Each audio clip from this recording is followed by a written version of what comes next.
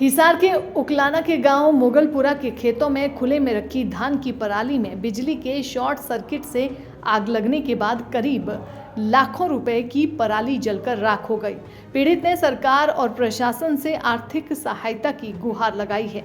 आग लगने की सूचना के बाद उकलाना, बरवाला, टोहाना से फायर ब्रिगेड की करीब 8 गाड़ियां मौके पर पहुंची, लेकिन आग इतनी विकराल हो गई थी कि दमकल विभाग की 8 गाड़ियां भी आग बुझाने में कामयाब नहीं हुई। उकलाना निवासी रामू ने बताया कि वे आसपास के किसानों से धान की पराली खरीद कर अपना घर और मजदूरों का पेट पाल रहे थे। 5 सालों से वे कार्य कर रहे हैं। धान की पराली जलकर राख होने से रामू और उनके 5वें हिस्से के साथी प्रवीण हंसेवाला को भी नुकसान हुआ है। रामू ने सरकार प्रशासन से आर्थिक सहायता की गुहार लगाई है। दैनिक सवेरा के लिए हिसार से प्रवीण कुमार की रिपोर्ट। हिसार के उकलाना के गांव मुगलपुरा के खेतों में खुले में रखी धान की पराली में बिजली के शॉर्ट सर्किट से आग लगने के बाद करीब लाखों रुपए की पराली जलकर राख हो गई। पीड़ित ने सरकार और प्रशासन से आर्थिक सहायता की गुहार लगाई है।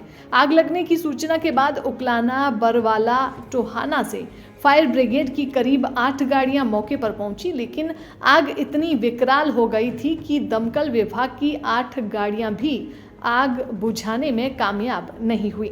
उकलाना निवासी रामू ने बताया कि वे आसपास के किसानों से धान की पराली खरीद कर अपना घर और मजदूरों का पेट पाल रहे थे। 5 सालों से वे कार्य कर रहे हैं।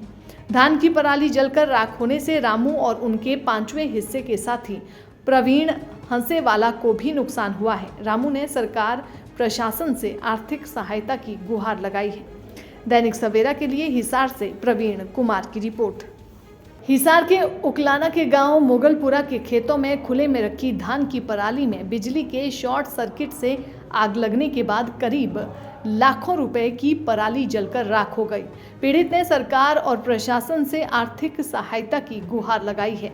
आग लगने की सूचना के बाद उकलाना, बरवाला, टोहाना से फायर ब्रिगेड की करीब 8 गाड़ियां मौके पर पहुंची, लेकिन आग इतनी विकराल हो गई थी कि दमकल विभाग की 8 गाड़ियां भी आग बुझाने में कामयाब नहीं हुई।